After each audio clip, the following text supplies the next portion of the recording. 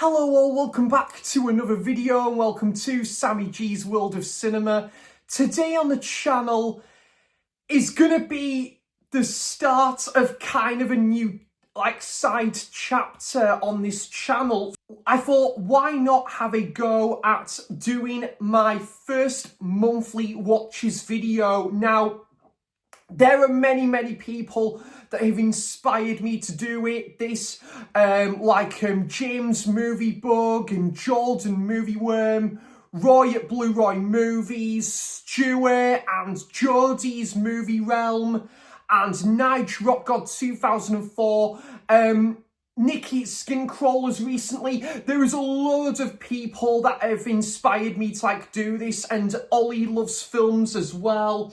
And so many people, fantastic people in the film community that have inspired me to do this sort of side chapter to this channel. And I'm just thinking as well, I think Marcus X-File 2708 is doing his weekly watches and stuff.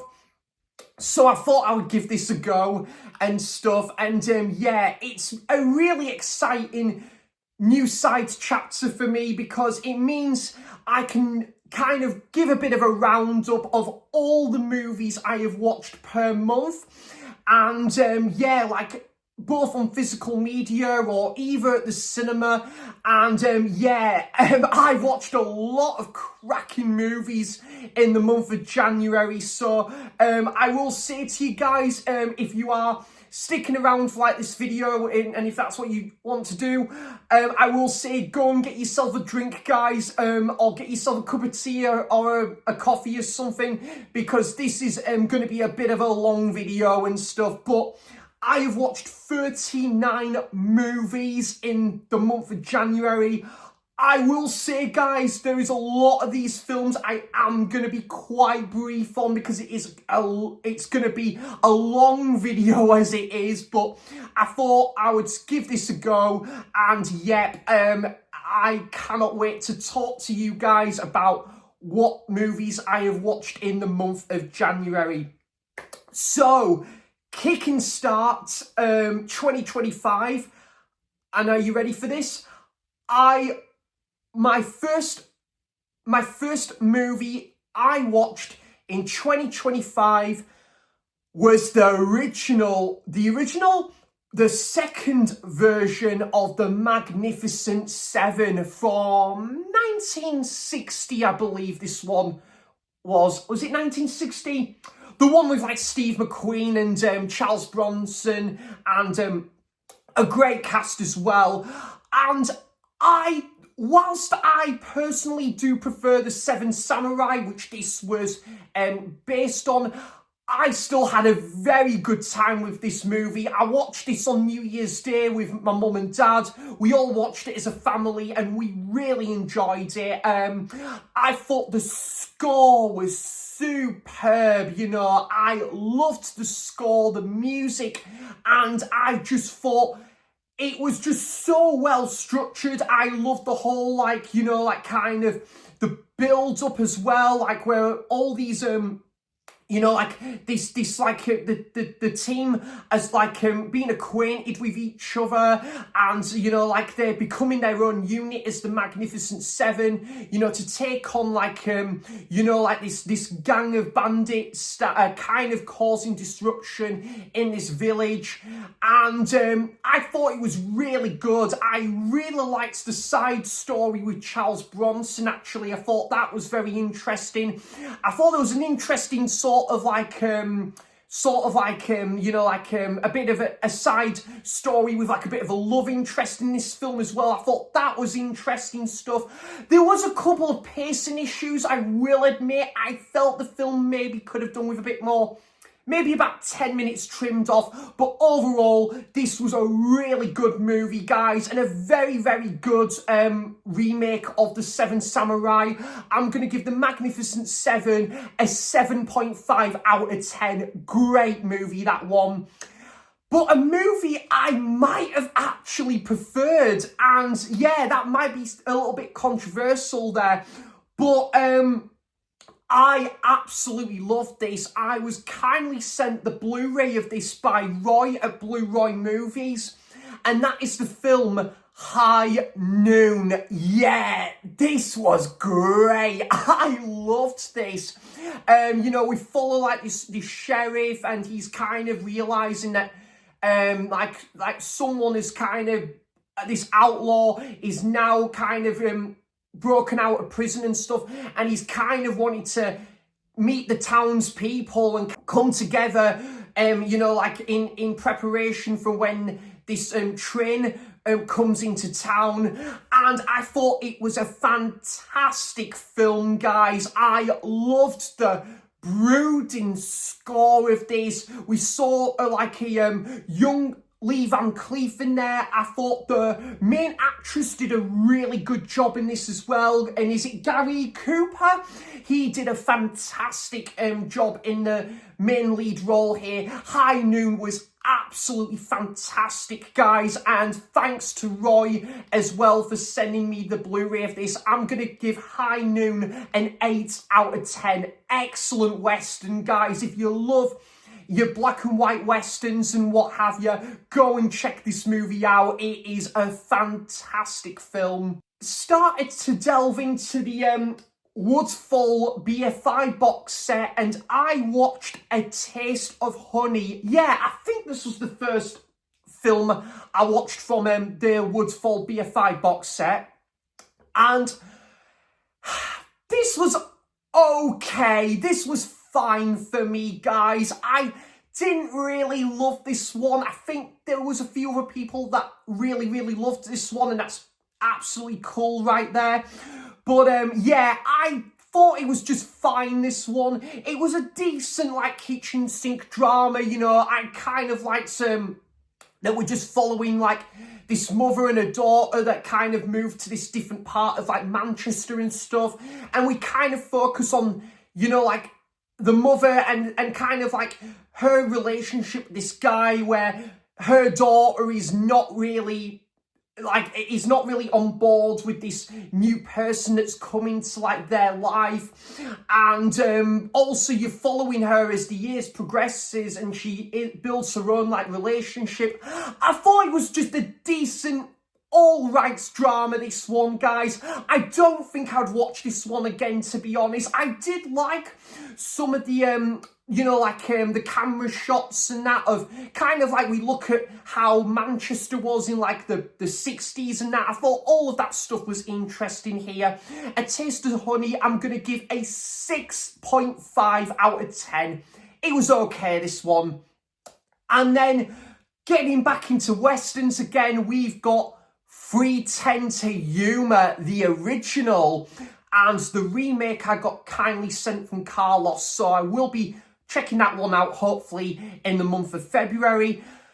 This was fantastic as well. I loved this film. Yeah, really good. The main two leads were excellent in this. You know, this guy that is kind of like taking this guy, is keeping him like sort of like under his own guard, I should say. And, you know, like, so he can't escape sort of thing. And, like, his gang is out there and they're ready to, you know, like, go all out. And, you know, like, they're kind of ready to kill sort of thing. And, yeah, this was a fantastic film, though. I loved this. Yeah, I loved the whole Western setting to this. You know, I thought there was great interactions between both the main two leads here. And yeah, the whole like tension and the build up with this train coming into town, I loved how that was captured in this film. And yeah, some beautiful shots in this movie as well, and really good movie, this one. 310 to Yuma, I'm also gonna give an 8 out of 10 to. Then we have another Western, The Big Country, with Gregory Peck and Charlton Heston and a couple of other actors in there as well. And I loved this. I loved this as well, guys. I thought this was absolutely great.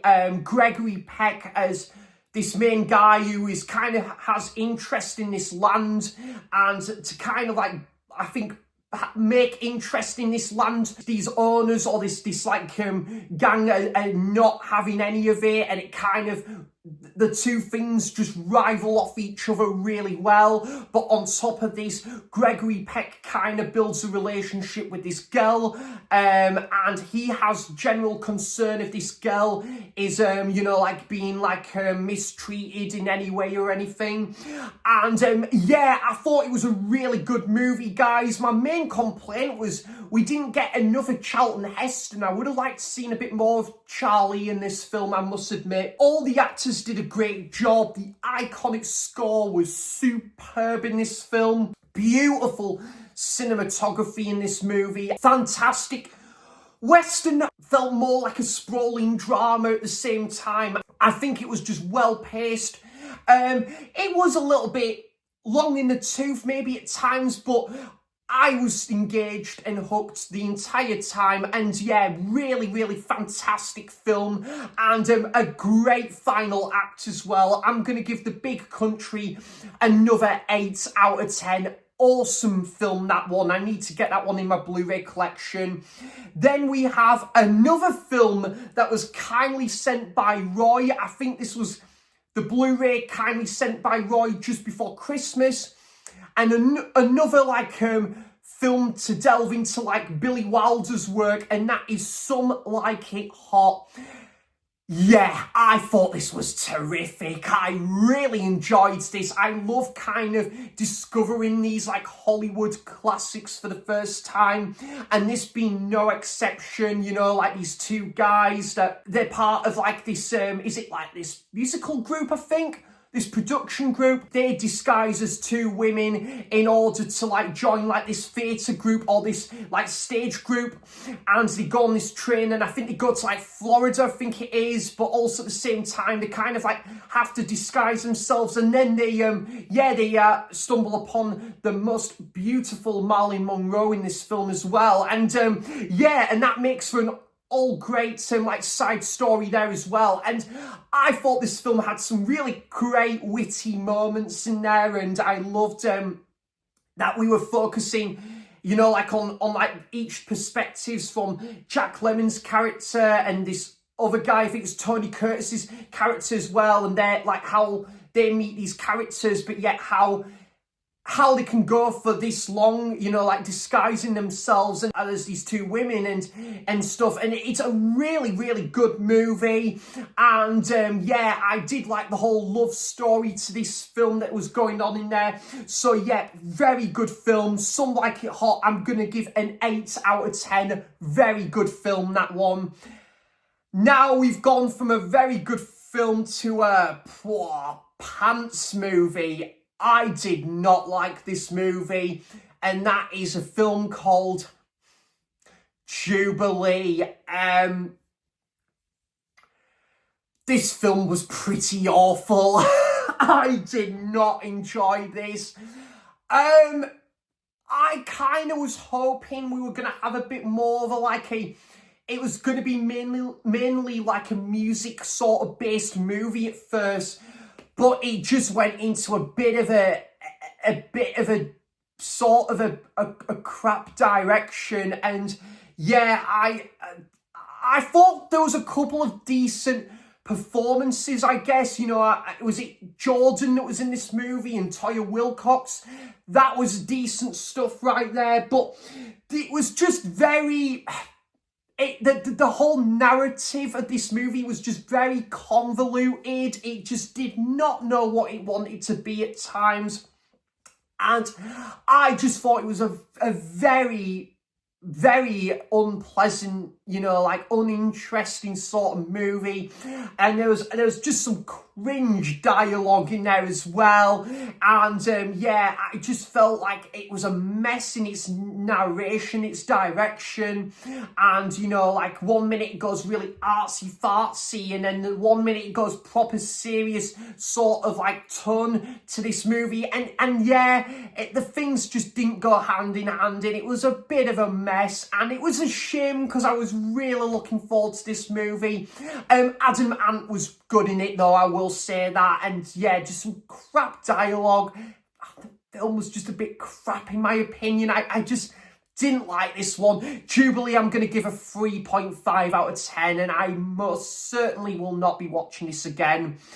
But thankfully, we have picked it right back up again with a rewatch of potentially my favourite Western of all time and one of my favourite films in general. This could be in my top 40 films of all time now, and I so can't wait for that 4K Arrow edition of this, and that goes for fistful of dollars and for a few dollars more as well. And this was like a pre-birthday viewing for me. The good, bad, and the ugly.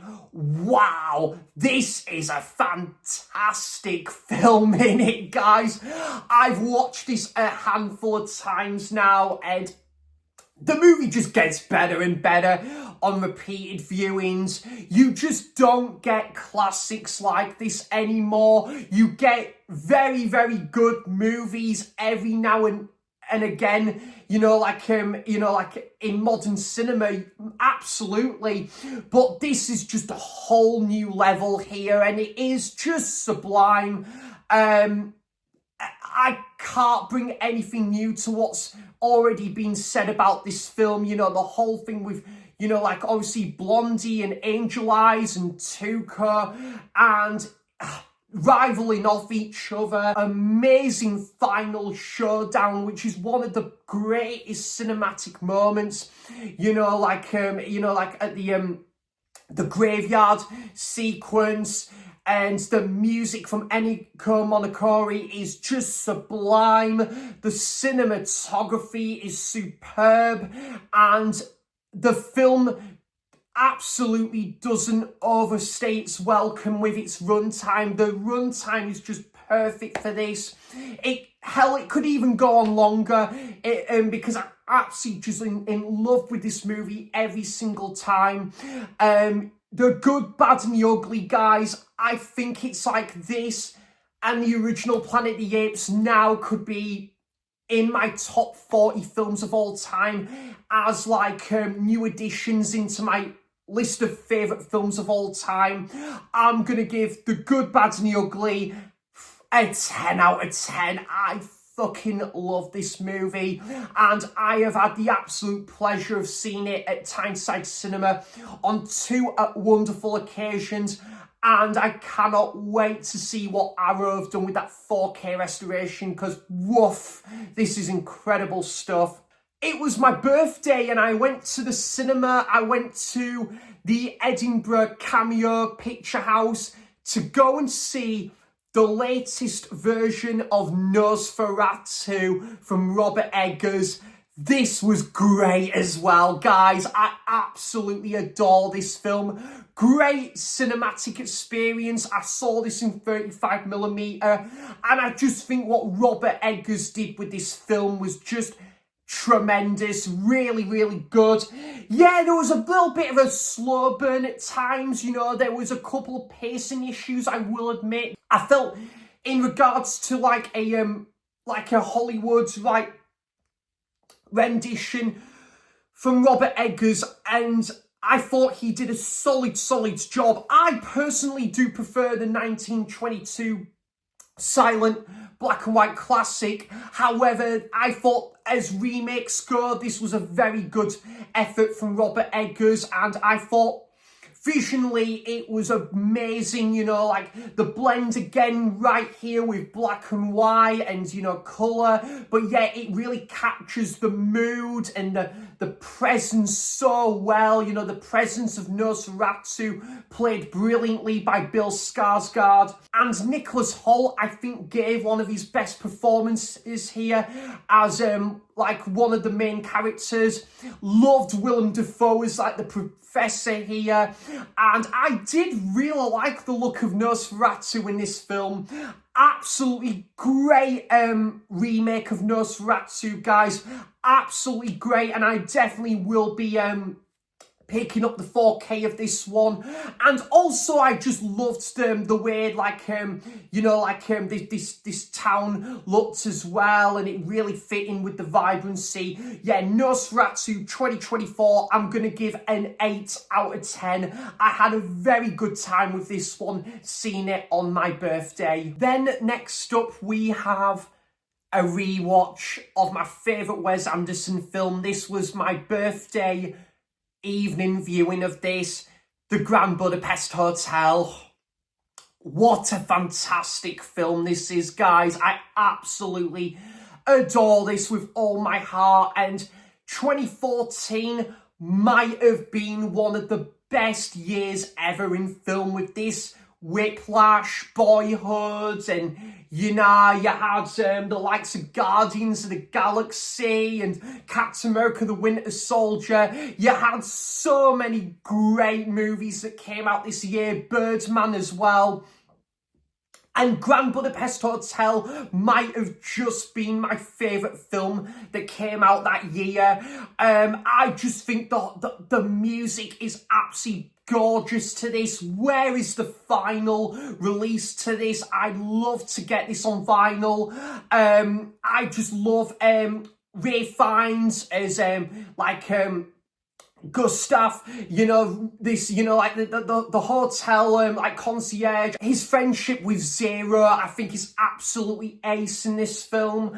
And I felt this film also would make a really good, cool double feature with Paddington 2 in this. The whole robbery in this film, and the whole obviously where one character gets framed for the missing portrait of this boy with Apple. I just think it's such a cool story to this one. It's like a whodunit sort of thing, and I love again the cast, the choice of cast in this film. I love Willem Dafoe as this chilled out, grisly sort of character. The way the film is shot, and the beautiful snowy scenery to this movie. There's just so much packed into 90 minutes here. Agatha and Zero's relationship in this movie. The production design is absolutely superb to this. Grand Budapest Hotel, for me, guys, one of the greatest films of all time, and it's gonna take some doing for Wes Anderson to top this. I'd love it if Wes Anderson can still give us a very, very good movie in the future to come. But Grand Budapest Hotel, as far as I'm concerned, for me personally, I would be very surprised if Wes topped this, because this is just another level of glory here. Grand Budapest Hotel, 10 out of 10, absolutely superb. Love that movie so much. And then we have a first time watch, and that was the Outlaw Josey Wales with Clint Eastwood. Yeah, I really enjoyed this as well, guys. Whilst I definitely do prefer Good, Bad and the Ugly, I still love this film as well. This guy is, I think he's got a bounty on his head or something, and this price tag on his head, and he's basically wanting to team up with other people in order to seek revenge for the brutal murder of his wife and daughter, and we get a couple of flashback sequences with that, and I really liked Clint Eastwood in the main role here, and I thought he did an excellent job. It's kind of a bit of a revenge western here. Great cinematography in here again, and I did love again the music in here. The ending was superb to this one as well. Some cool shootout sequences. The look of this western town was all really good in here, and and just excellent film. So Outlaw Josey Wales, I'm gonna give a 7.5 out of 10 to. Wow, this is so far my favourite first time watch of the year. Ikiru from Akira Kurosawa. I just don't know what to say. I just absolutely fell in love with this movie from the moment I saw it, from that first time viewing. There are movies out there where I thought this was really good at first, and then as, you know, subsequent viewings progress, I much prefer that movie on subsequent viewings. But with this film, I instantly fell in love with it. You know, it is such a kind of a bit of a bittersweet sort of somber sort of drama piece where we're following this guy who knows that he's had this saddening news, and then how he has to like deal with it and how it kind of affects his like family and stuff, and when is the right time to tell his family this news. And you know, you kind of see him fall apart, and it is just so sad and so incredibly moving to watch. And you know, like his sort of like friendship with one of like obviously the people he works with, I just think there's some lovely like chemistry in there. And you know, like the way he wants to sort of like spend time to what he loves doing to his heart content. And you know, like we see that journey of how he wants to go to like these places and just explore new places and stuff with in regards to what news he's had recently, and it is incredibly moving to watch. And you know, that the way you see the scenes where he sings this song and you see the expression on his face, it's just so sad, but it's incredibly, just deeply moving and just incredibly impactful, where this film takes you, and learning of what an important like main character this guy is, and you know what his story is, and about the side story with his family is so interesting to watch in this as well. And wow, the final scene, guys, just floored me. It really did. This is the original version of Living with Bill Nighy, which is also a very, very good movie, I will say. But Ikiru is absolutely amazing, guys. And as it stands, this is my favourite Akira Kurosawa film. It is a pretty damn perfect movie. It's a 10 out of 10 film for me. Wow. Fantastic. We move on to another really good Western here, and that is Django with Franco Nero. Now, this was kindly sent to me by Carlos, that beautiful 4K edition. And yep, I do want to say as well, thanks ever so much again to Carlos for sending me that my way. And this was absolutely amazing as well. Wow, I've watched some incredible films into this year already, blimey.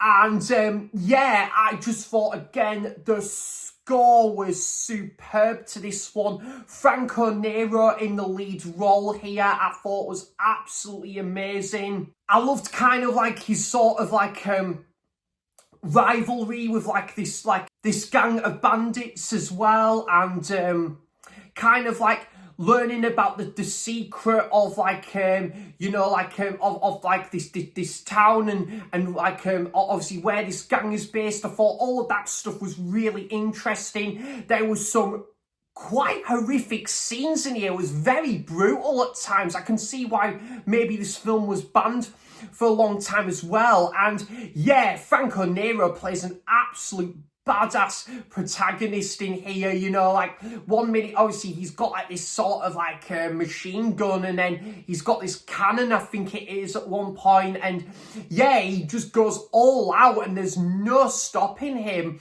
And yeah, like I just love the scenes where he maybe is quiet by this bar, and you know, like he knows there's something not right going on, and you know, like he's protecting like this lady as well, who has been in a bit of trouble as well, and he's carrying his coffin around, and he knows that there's something, you know, like he's kind of wanting to share with everyone here, including like the audience, of what like has happened, and scenes with like this like wagon and stuff, and just the like, again, just these chase sequences were brilliant.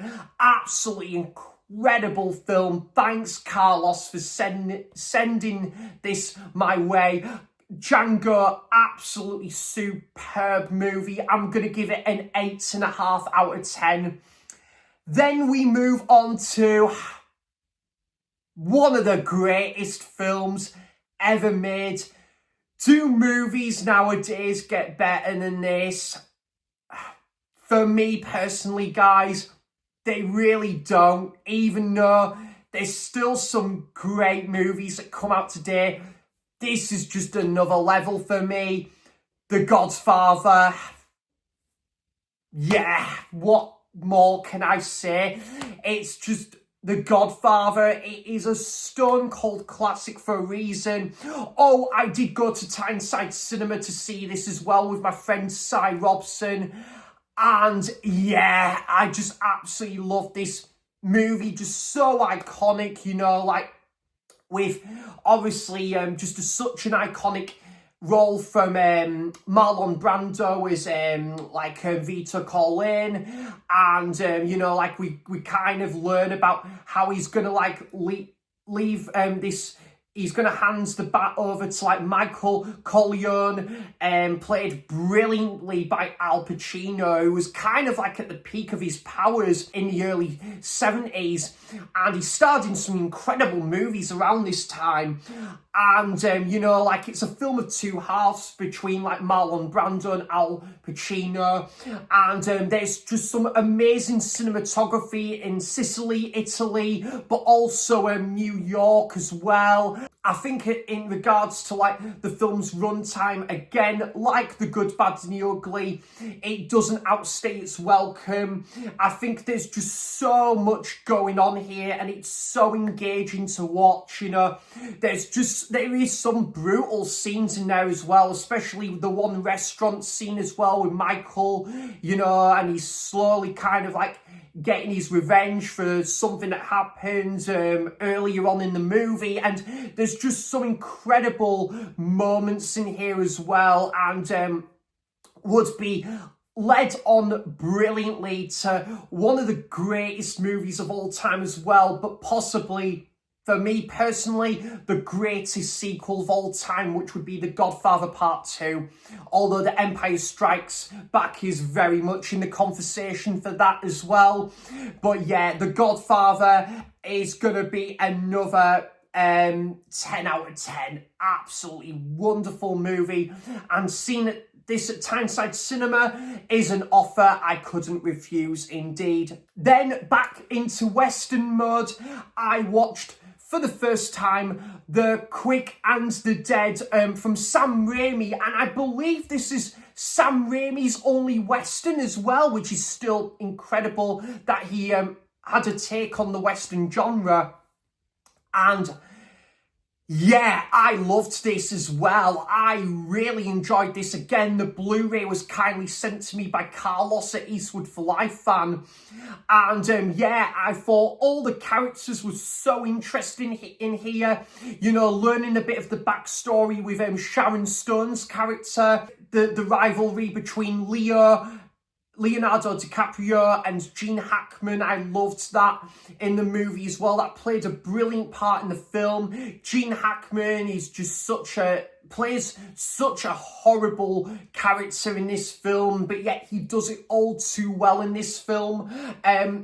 And I thought it was a good story with like this competition, like obviously this like kind of like 1v1 sort of competition. I loved all of that stuff here as well. And yeah, like there was and yeah, some good scoring there as well. Great ensemble cast in this movie as well. And yeah, a really good ending to this one as well. And I thought the runtime was just spot on as well. I really enjoyed some of the cinematography in this movie here as well. And also I did really like the side story with Russell Crowe as well, and you learn about the backstory behind his character. That was also really interesting as well. So The Quick and the Dead, I'm going to give a 7.5 out of 10 to. Then we move on to the next two movies above Clint Eastwood movies. And the next one we're going to talk about here today on the channel is Tightrope. Yeah, this is kind of like meant to be like a non-official sequel to Dirty Harry, I believe, I've been told. I know this movie does have its fans. I've been told it was a bit of an underrated like Clint Eastwood movie. I thought this was bloody brilliant. I loved this as well. You know, we follow this this guy who's a bit of a workaholic, and you know, like I think as this like detective, and like he's got like his family and stuff, and I thought all of that stuff with his family was really interesting in this film. But also like this case surrounding like this serial killer, and yeah, like the twists and turns with this movie was just really full on in this film. And I thought Clint Eastwood was ace in the role as this like police officer or detective, and really, really good stuff here. Couple of really cool side characters, and yeah, I thought it was a really cool story to this one as well. Couple of quite you know, really dark moments, and some really intense moments as well, especially towards the end. This story makes for an interesting choreograph where we go to like different places as of when, and it kind of like ties in with what's happened from like scene to scene, and you know, like it kind of intertwines with this case. Yeah, excellent movie. Tightrope, I'm gonna give an 8 out of 10 to. I thought this film was absolutely fantastic, and one I would definitely watch again. We have another Clint Eastwood Western, and definitely one of the best films I've watched like this month, and one of the best first time watches so far this year, and that is Unforgiven. A first time watch, and again I have got to thank my very good friend Cy Robson for not only recommending me this film, but passing on the Blu-ray as well. Thank you so much, buddy. And yes, I was right with this film. This is absolutely bloody ace, as Stuart would say. Yeah, just a really, really great sort of like, it's kind of like a Western that has a real sort of moody sort of presence about it. Yeah, I just love the use of rain to really capture that mood and stuff. Yeah, Clint Eastwood did a great job as this retired, you know, like gunfighter, and basically, you know, like he's just enjoying retiring and just settling down, and then obviously there's news breaks out that this guy, this villain played by Gene Hackman, is kind of come back into town after many years. He's kind of like gone by his own like demands and his law, and he kind of like, it kind of has a real sort of everlasting effect on like these people that live in this town, and then obviously this town, and obviously Clint and the people that he teams up with, like this guy who did a really good job, actually. I forget the guy's name now, but he did a good job. The guy who was with Clint Eastwood and Morgan Freeman for majority of the time. Yeah, they had a really good chemistry there. There was some cool shootout sequences, and some great like sit down and talk moments that were just very interactive as well. And yeah, Gene Hackman, fantastic actor, and he plays such a mean bastard in this film. You know, you really love to hate his character in here. You know, his character, it is just so like horrible and sick twisted, but Gene Hackman does it all too well here. And yeah, I just think this is a really good later western for Clint Eastwood in this film. And Clint Eastwood's character just, you know, like reflecting on his past and how it affects him at present, and you know, like how it's gonna affect him, but also like the people in this town as well. So fantastic film, guys. Unforgiven, I'm going to give it an 8.5 out of 10. I thought this was absolutely excellent, and great direction from Clint Eastwood here behind the camera. Excellent movie, and I can see why this went up for a few Oscars. Great movie, that. And then we have another first time watch for me, and this is going to shock a lot of people. I watched Inglourious Basterds for the first time, and yeah, amazing, isn't it? It is really good. Some harrowing moments, and you know, obviously it's a very interesting take on like a World War movie as well, like this set in the Second World War.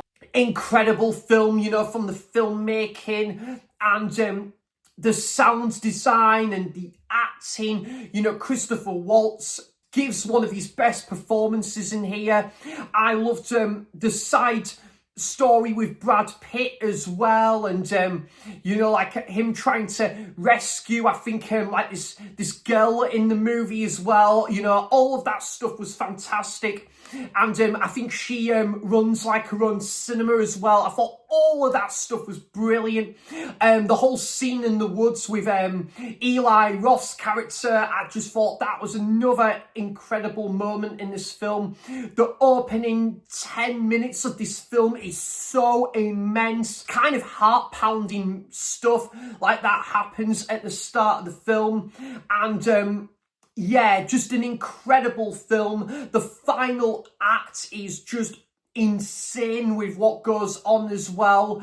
And yeah, I just felt this was a very good like film, you know, like that takes place in the Second World War. And I thought, yeah, like I think my favourite character in this was played by Brad Pitt in here as well. This is now my second favourite Quentin Tarantino movie as well. So yeah, Inglourious Basterds was absolutely fantastic, guys. Great to see Ryan from The Office US crop up in this film as well. Great ending. I'm going to give Inglourious Basterds a 9 out of 10. Absolutely wonderful film. Great score to this as well. Just yeah, one of the best films that came out in the 2000s. Absolutely fantastic film. I was kindly given the 4K of this from Sai as well. So Sai, these two films that you kindly sent on to me, fantastic stuff, man. You have got great taste indeed, as many of you guys have as well. And next up we have Saturday Night Sunday Morning. Yeah, I can remember this being a pretty good like kitchen sink drama. This is also from the BFI Woodfall box set, and yeah, I think from what I remember this was pretty good. Like this guy kind of like he goes to work, I think in like this factory, and then he goes to the pub, and like he has a good like relationship with like this girl and stuff, but there's kind of like some news along the way that is kind of gonna like change his life sort of thing. And I thought the kind of like the difference between like his social life and his work life, I thought was really well captured here. And yeah, I thought this was a very good film, like set in Nottingham, and Roy did correct me on that one as well. I thought this took place in Yorkshire, but it's Nottingham, so thank you, Roy, for correcting me on that one. But yeah, I thought it was just a really interesting little film, and yeah, I just really liked how we're just following like this guy on his like day-to-day life, wherever he's at work and or at the pub or he's at this social club. And yeah, I thought it was a pretty good film, that one. Saturday night, Sunday morning, I'm going to give a 7 out of 10. Very good film, that one. And next up we have a rewatch of a film I went to go and see at Tyneside Cinema as well, and that is Interview with the Vampire. Yeah, this is a pretty good film, actually. I quite like this one. I've always had a bit of a soft spot for this film. Yeah, I think my main criticism with this film is we didn't get enough of Christine Slater. I think maybe if Christine Slater came into like the you know, like the medieval or like Victorian time period that this film is like set upon, I think Christine Slater could have been really interesting in that part, but yet still play another character as like this interviewer. Yeah, really cool film. I thought there was great chemistry between Tom Cruise and Brad Pitt in this. Brad Pitt playing like this like new vampire, and kind of like how he's finding life as a vampire, and Tom Cruise's character's kind of showing him the ropes. And I really enjoy like kind of like this like historic sort of like setting to this movie, and you know, like the time period I thought was just really well captured here. Blend between like a vampire story mixed up with a costume drama almost, and I thought that was really interesting to this one. Again, I love the whole back and forth conversations with Brad Pitt and Christine Slater in this film. I think Brad Pitt might play my favourite character in this film as well. I also did like the side story with Antonio Barberis in this film as well, who comes later on in the movie. I think that's really interesting. And yeah, loved the setting of, I think, is it LA or San Francisco? I think it is, from what I remember. That is really cool in this movie as well. And the way the film opens up with like this bird eye view, and it's so interesting, like the camera work and stuff. And like this take on like vampires, I thought was really interesting to this one. So Interview with the Vampire, I'm going to give a 6.5 out of 10 to. Then I believe this film has been nominated for Best Picture at the Oscars, and I really need to get onto the movies that are going up for like Oscars and stuff that I haven't seen yet. But this been one of those films, and that is a film called Nickel Boys. Yeah, this was a pretty good film. Yeah, this was a pretty good film where we kind of followed like these two like friends and how they met at this school that's got a bit of a strict reputation and stuff, and really daunting stuff. Some very good acting in this film, and the way the film was choreographed was really interesting, almost like a Spike Lee film with like different like you know, like I think stills and that, and different like sort of like use of imagery. I thought that was really interesting here, you know. And I thought the way the score blended in with you know, like where you get this scene of like a Milky Way, and this scene like of a bridge or something. I thought I was really interested how that was intertwined with the main like premise to this movie. I thought it was pretty good. It was probably a one-time watch for me, this one though. However, I felt this film had a couple plodding moments here and there, and it was just really dark with some of the stuff that happens and with its subject matter as well.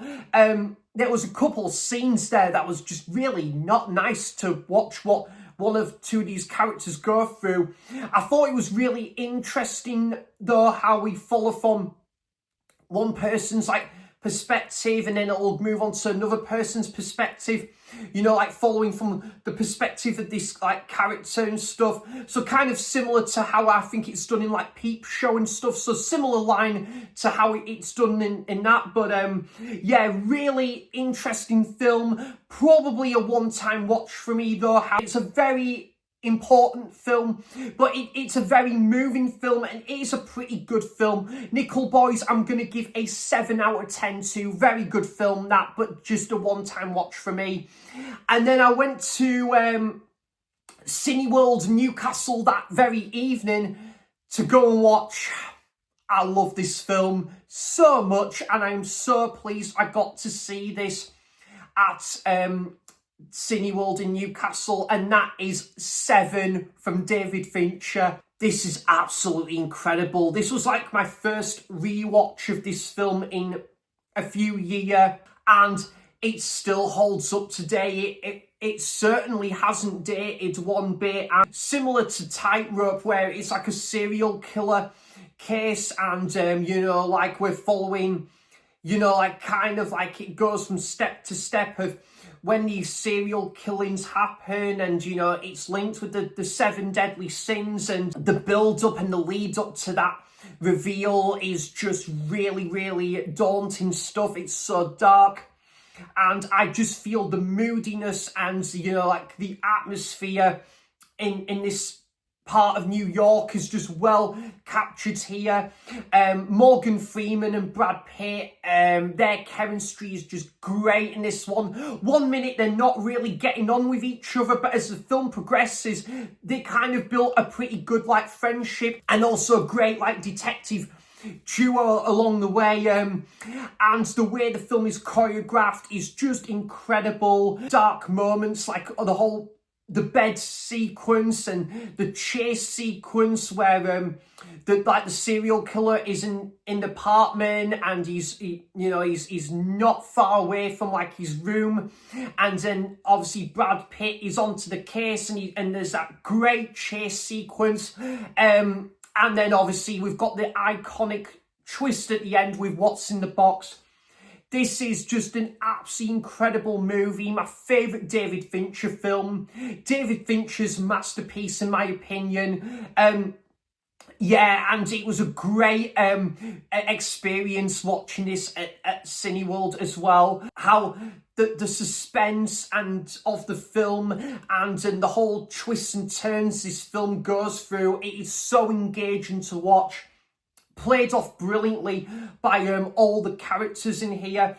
7, I'm going to give a 9 out of 10. Absolutely fantastic movie, this, guys. And one I need to get on Blu-ray or 4K at some point. Then we have another film from the BFI Woodfall box set, and that is Loneliness of the Long Distance Runner. And yeah, I think this is like the more well-known film in the BFI Woodfall box set. And yeah, I thought this was very good as well. You know, like this main guy, we learn about his like backstory, and you know, like how we kind of like learn why he's in like, I think it's like this detention center, or I think it's this detention center, I think it is. And obviously we learn a bit of the back history of that, but also his family life, and also his passion for running as well. I thought all of that stuff was really interesting here. Pretty cool, like comical moments here and there where you get to meet James Bolam's character in there as well. And yeah, I do love the whole build up to this like marathon as well. So yeah, pretty good film. That Loneliness of the Long Distance Runner, I'm going to give a 7 out of 10 to. Pretty good film, that. Another film Carlos kindly sent my way, and that is Gunfight at the OK Corral. This was absolutely fantastic, guys. I loved this.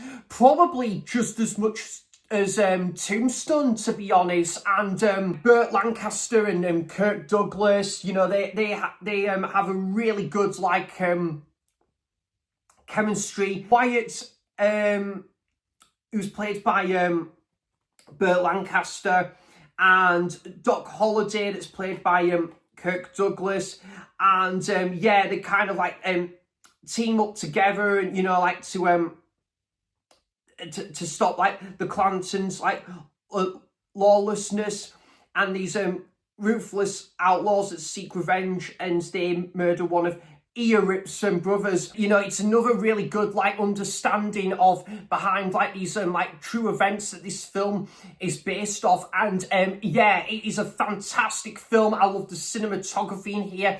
Acting is superb. And yeah, like you learn about the like Doc Holliday and kind of like him wanting to like kind of settle down and, you know, settle down with like you know, like he's you know, like and spend quality time with like his partner and stuff. And yet like something, you know, like seems to be like interfering with like his love life and that. Again, I love like the love interest in this movie as well, between like I think Burt Lancaster's character and this lady in there. I thought that was a really interesting side story. And yeah, like again, Doc Holliday, like the build up when he goes, I think, into this other town as well. I think it's set in like Arizona. And yeah, all of that stuff was really, really good in there as well.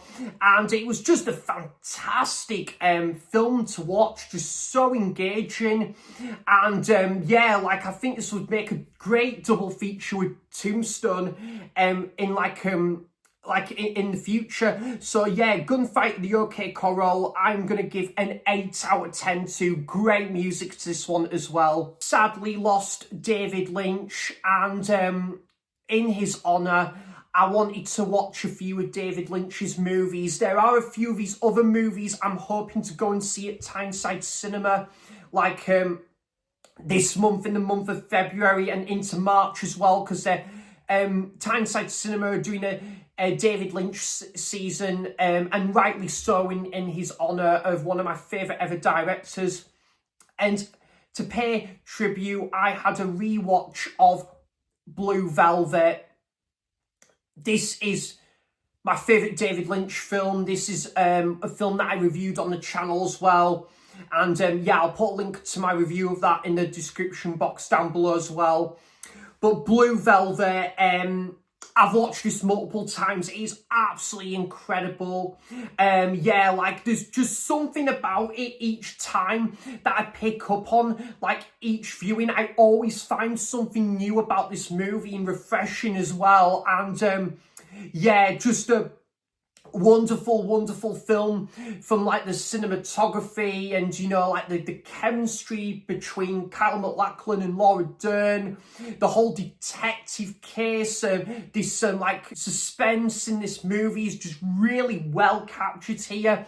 And yeah, like some great lighting in this movie, colour palette, and Dennis Hopper, fantastic actor, and he plays such a menacing villain in this as well.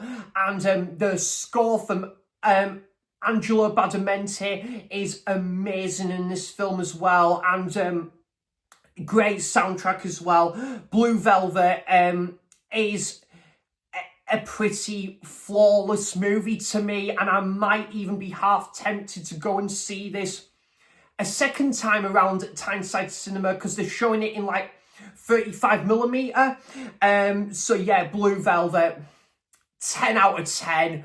Absolutely sublime movie and my favourite David Lynch film. I had a rewatch of The Elephant Man, and the first time I watched this film in well over a decade, I thought the time is now right to revisit this film in David Lynch's honour. And this film is absolutely incredible, guys. You know, like Anthony Hopkins and John Hurt, and their chemistry is absolutely amazing to this film. Yeah, just wonderful performances all round. You know, I liked the whole Victorian setting to this movie as well. And John Hurt as John Merrick, he does a brilliant job as John Merrick in this film. And, you know, it's really hard when you see him like, you know, like teased and misunderstood by so many people, when he's such a, you know, like a gentle being in this film. And Anthony Hopkins reaches out to him and is there to support him. And, you know, like you get Anne Bancroft, who's kind of there to support John Merrick in this film as well. And I kind of love the whole like love for theatre in this movie as well, which plays a great part into just what a beautiful movie this is, and the ending is really, really emotional, and just an amazing, amazing movie. And yeah, Elephant Man, I'm going to give an 8.5 out of 10 to. Really, really wonderful film there. And it certainly won't be another 12 years till I revisit this one again. And then I went back from David Lynch's second film to his first ever film, and that is Eraserhead. Yeah, I've seen this a few times. First time I watched it was about, I think, during the pandemic, so probably about 5 years ago when I first watched this movie for the first time. And yeah, this is going to be a love or hate it sort of movie. It is definitely a Marmite sort of movie, this one. It's just not going to be for everyone. It is kind of sort of like one of those first examples of like art house cinema as well. You know, like a bit of a staple of the Scala Cinema as well. I think this got shown a lot at the Scala Cinema when the Scala Cinema was open.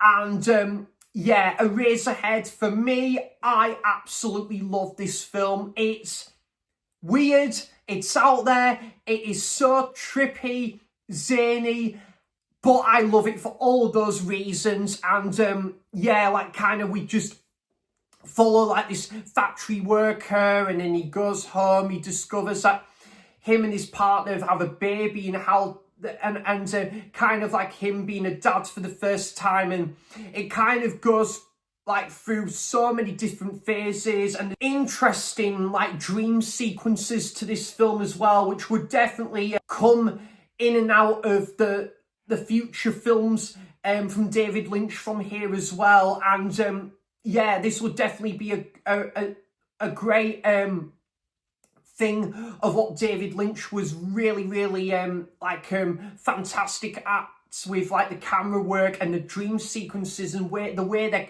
crafted on a technical level. Just excellent stuff right there. And as debut features go, this is a really, really excellent debut feature, and I just love the practical work in this one as well. And yeah, the ending still totally lost me, but I think it is a very, very interesting and bewildering debut feature from David Lynch. Eraserhead, I'm going to give an 8 out of 10 to. Then I followed that up with a rewatch of Lost Highway. The first time I watched this film, guys, I can't lie, I was a little bit underwhelmed by it. I really just did not know what to make to this film. I thought it was good, but just not great. And the second time I watched it, I thought it was still pretty good, but something I'm missing here. And I watched it again, and I really enjoyed it, actually. Yeah, I think this film is potentially a grower with each viewing, and I think the way that there's like two narratives and two split personalities between like I think who is it Bill Pullman and Patricia Arquette's character. Yeah, that really, really interesting, like a film of two halves here, and you know, like split personalities. I think that is all really interesting here. You know, like we follow them as like a couple at the start, and then the like the two other characters that they play is really interesting, where the guy, he works at a garage, and then Patricia Arquette's character plays like the girlfriend, or I think the girlfriend of this like this guy who is I think like a bit of a I think he's like a hustler, I think he is. And it's really, really interesting stuff. And yeah, there's one scene that made me laugh in this film. It's the guy from Big, where like he starts yelling at this other guy and that on the road. I forgot how kind of comical that is. And Lynch's direction is just really interesting here. And yeah, I did like some of the music in this film as well. And yeah, I just think the way the film is choreographed is so interesting.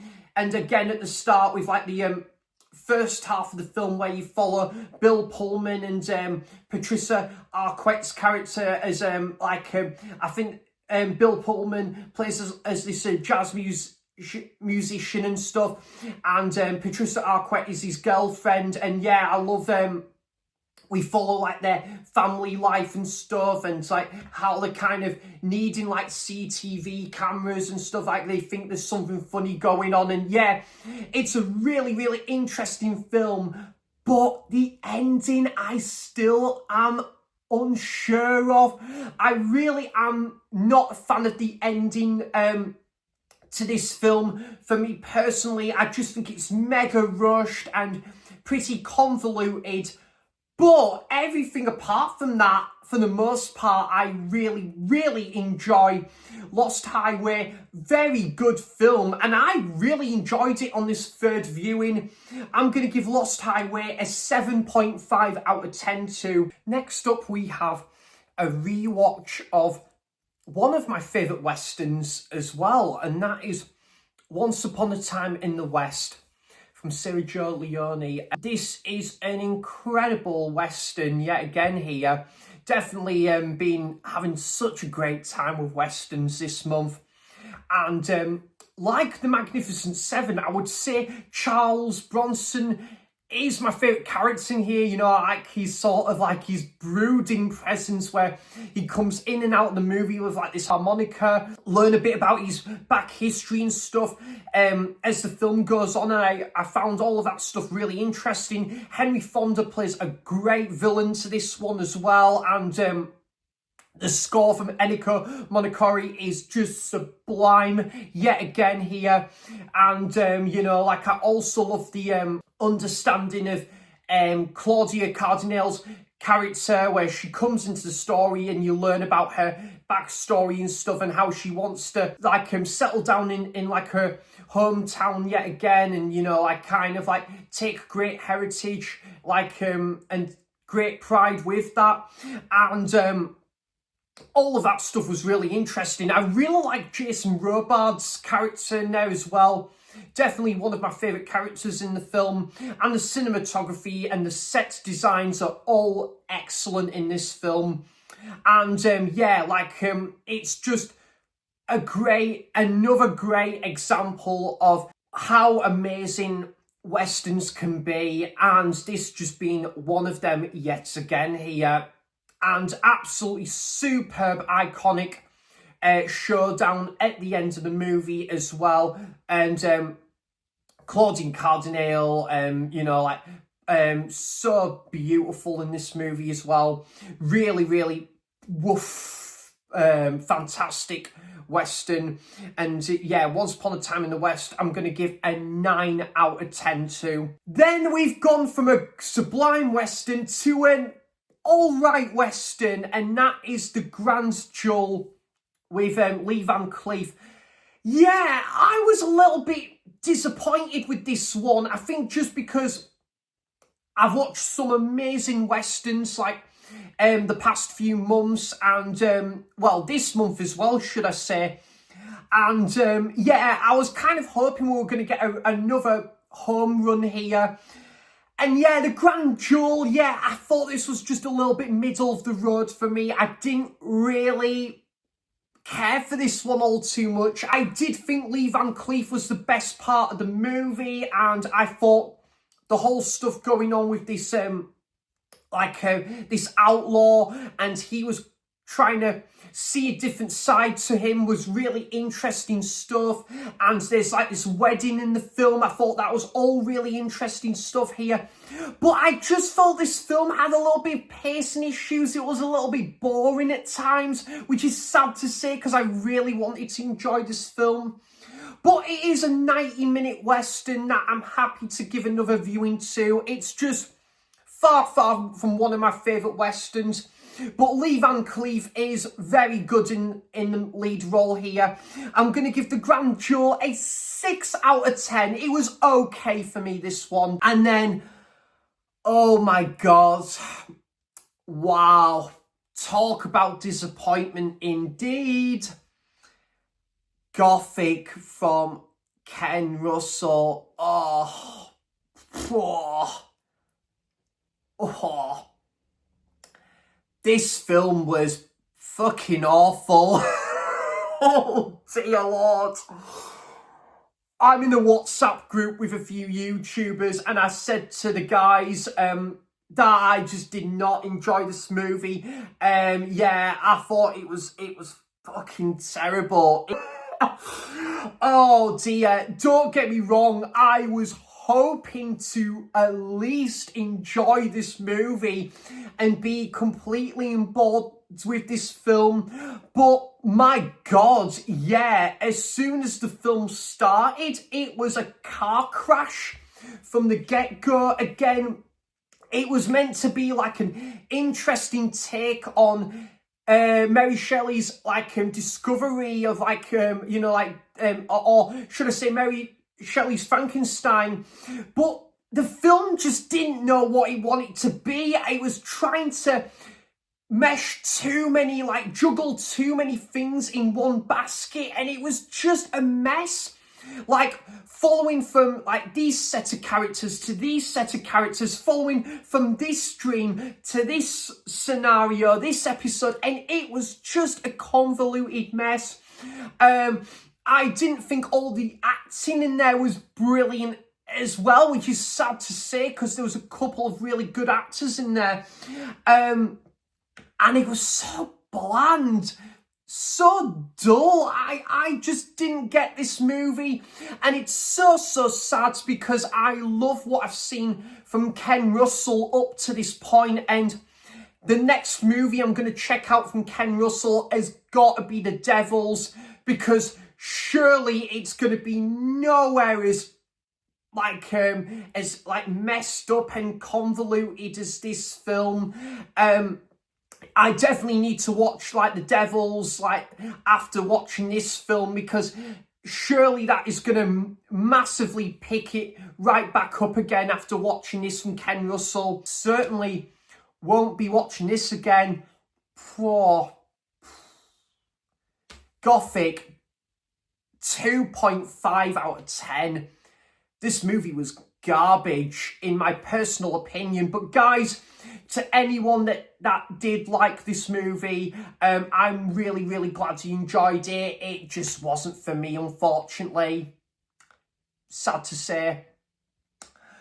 But we got back on track again, and the next film I watched was a rewatch of The Time Machine. And yeah, I love this movie. I've got a bit of a soft spot for it.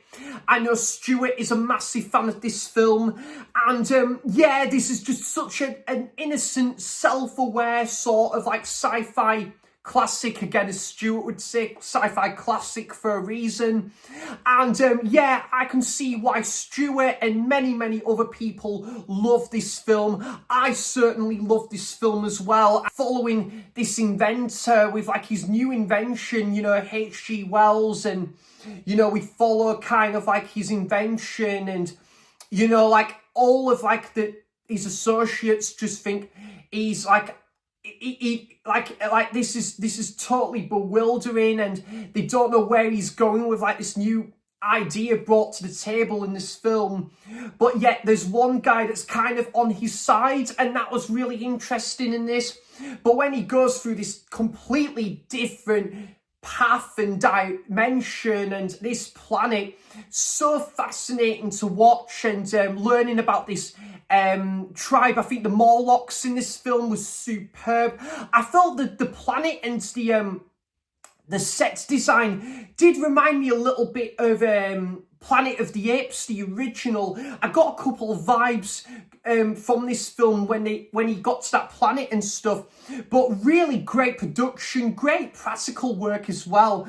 The Time Machine, I think, is absolutely fantastic. I'm going to give it an 8 out of 10 to, and would make a great double bill with Time After Time as well. Another really good Western, and that is The Rare Breed with James Stewart. This was a really charming little film, this. I loved this, following Jimmy Stewart's character and how he really grows fondly of I think it's this bull in this movie. And is it this bull or this ram in this movie. I'm trying to remember now, but yeah, I loved all of that stuff. And yeah, like he goes to like this countryside and he like meets these other people, these landowners, and all of that stuff was really interesting here. And yeah, I loved the snowy sort of scenery in this movie as well, and it really kind of fit well into this like time of year and stuff. Really sweet story, great love interest in this movie as well. And Jimmy Stewart, one of the greatest actors ever, and he puts on a great performance in this. A couple of really good like chase sequences in this film as well. The Rare Breed, I'm going to give a 7 out of 10 to. Very good movie, that one, and a bit of an interesting take on a Western. And then, oh, here we go. Are you ready, guys? A first time watch as well for me. I finally did it. I finally watched it. Eden Lake.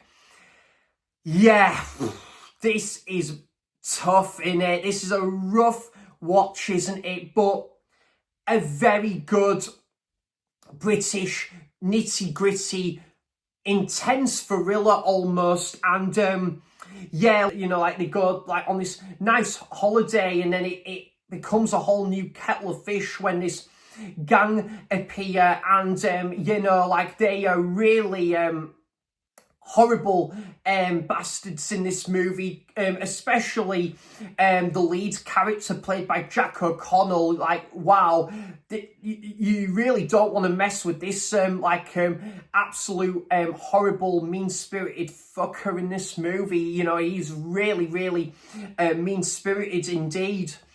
And yeah, there's just some really shocking moments in there, and there is some really dark twists and turns as well. One scene where Michael Fassbender, and you really feel sorry for him when he doesn't know what he's in for, and it is really messed up at times. And that ending is just heartbreaking as well, like hinted of what's to come after this movie finishes and it ends, and then it goes on to the end credits. It kind of just showcases how messed up society can be at times. And yeah, this is a very, very dark, depressing, but yet very good movie, this one. Eden Lake, I'm going to give an 8 out of 10 to. And then my last Western that I watched this month, and I've only seen this the once, and I thought it was about fine time I had a rewatch of Django Unchained. The second time watching this movie, and just absolutely superb. My favourite Quentin Tarantino movie. I just love, again, the chemistry between Jamie Foxx and Christopher Waltz in here, and when Leonardo DiCaprio and Sam Jackson come into the movie, it makes it all the more entertaining and all the more superb as well, with its characters, its direction as well. And yeah, I just think this is a very unique take on a Western from the legendary Quentin Tarantino, and who would make another superb Western, The Hateful Eight, 2-3 years after this movie came out. And yeah, I think it is an absolutely fantastic Western, you know, like learning about Django's character. He makes a deal with Christopher Waltz's character, and you know, that kind of like would be led on to great like a great chemistry between them two.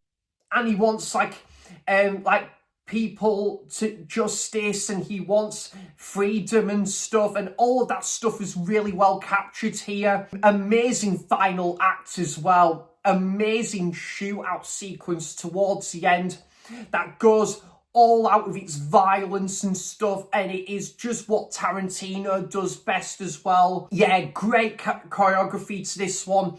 Django Unchained, absolutely fantastic. Great score to this one as well, and a great cameo from Franco Nero in this movie as well. You know, like just great character work and just brilliant writing to this one, and I'm going to give Django Unchained a 9 out of 10 too. Another film from Akira Kurosawa. Pre-ordered the BFI Blu-ray to this one, and I think this was the first time on Blu-ray over here in the UK as well. And I watched Stray Dog, one of two crime dramas from Akira Kurosawa to talk about here today on the channel, and this was fantastic. Yeah, I loved how we're kind of following like this main guy who, obviously, I think it's like this main officer, and he has his gun stolen, and he wants to find out who's got his gun before, you know, shit hits the fan and things start to escalate from there. And yeah, it makes for a really great like crime thriller, like nothing else like it before its time. And the use of cinematography was really good here. I liked the scene with the baseball stadium, and then you look at these like fields and stuff. And I think there was a great like train sequence, if I'm not mistaken. Really good side characters. Great final act as well. Stray Dog, I'm going to give an 8 out of 10 to. And then the other Akira Kurosawa film I watched was High and Low. I heard really acclaimed things about this film, heard really amazing things about it. I heard it's like one of the best detective thrillers out there, and yeah, I can totally see why. This was a fantastic watch. This family that just have this breakdown because of this kidnapping of like their son, and you know, like there's a couple of like kidnappings that go on in this film as well, and it's really like intense and immense to watch. The calls from like this anonymous sort of like kidnapper, the phone call conversations is just really like intense to watch. And a film of two halves where you're focusing on like this kidnapping case. The second half of the movie, you kind of focusing on the aftermath and also more about like this kidnapper. And it's a really interesting like crime thriller, this one. And yeah, again, Akira Kurosawa for me is probably now one of my favourite ever directors. And this was a really cool movie, this one. So many intense, heart-pounding moments. And yeah, like I loved again one scene where we have got like this train sequence, and then there's like a nightclub sequence as well. And you know, like again, the whole like team up and investigation sequences were brilliantly written to this one. High and Low, I'm gonna give an 8.5 out of 10 to. Absolutely great film, that one. If you love like foreign language film and you love like crime movies, I'd highly recommend this one. Second to last movie now, and my last cinema trip for January. I finally watched it, one of my anticipated new releases at the cinema, and again another Oscar nominated movie, and that is A Complete Unknown, the brand new Bob Dylan biopic. And yeah, there's been a couple of other Bob Dylan biopics before this, I believe, and there's been like a few Bob Dylan like concert movies that I need to check out even more so, because this film, wow, this was surprisingly really good. Yeah, biopics can be quite hit and miss sometimes, but this is definitely hands down one of the better ones in recent years. I am yet to check out the new Robbie Williams film Better Man, which I've heard amazing things about. But yeah, this is a really good biopic about like Bob Dylan's like early career and how he became one of the most beloved legendary artists of our generation. And this is an incredible movie to watch. I thought Timothée Chalamet did a brilliant job as a young Bob Dylan in there.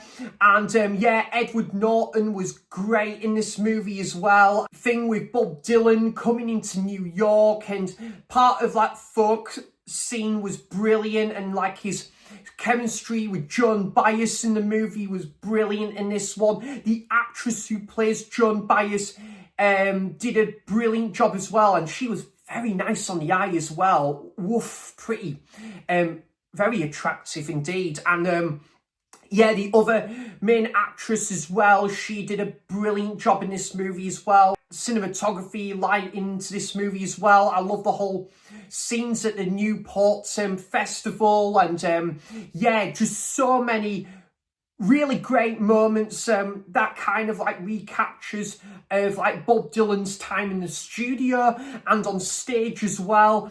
You know, I kind of love how we see him evolve from acoustic to electric guitar in here as well. And I had a very good time with this one at the cinema. Do you know what, guys?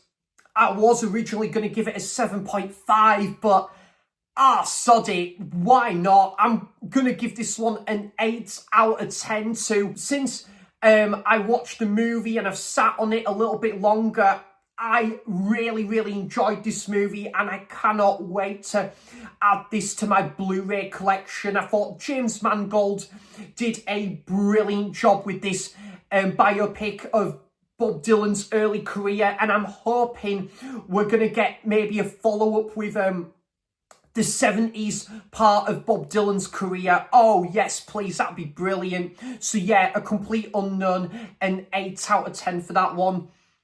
And the last film for that I watched in the month of January was a film on the Signal One label, and that is Five Corners. Yeah, set in New York, got a great cast with Tim Robbins and Jodie Foster and what's the guy's name? John Turturro. Yeah, and they're all fantastic actors, and they did really good in this film as well.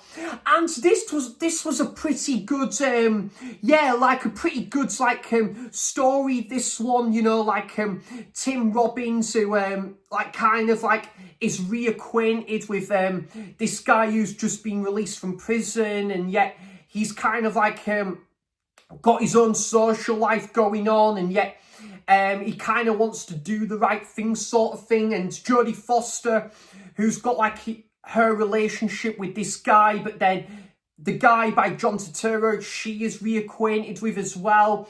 And there was some interesting moments to this one. I did like the New York setting to this one. I maybe would have liked an extra 10-15 minutes to like maybe flesh a couple of things out, but overall it was a pretty good movie. John Turturro, man, yeah, he kind of made some real dark decisions in this film, and he did a great performance in there as well, as Tim Robbins did and as Jodie Foster did. So the Five Corners, pretty solid film, takes place in New York. I'm going to give this a 6.5 out of 10 too. So guys, that is everything I watched in the month of January, and January for me was a brilliant start to the year. You know, I had my birthday and seeing my parents, going back to West Yorkshire as well, and I've seen a lot of amazing first time watches and revisiting movies as well, and cinema trips as well. So guys, do let me know in the comments, have you seen any of these movies and what's your thoughts on them? I would love to know all of that good stuff in the comments down below. So thanks for watching, cheers for stopping by, and until next time, I'll see you for the next video. Bye bye.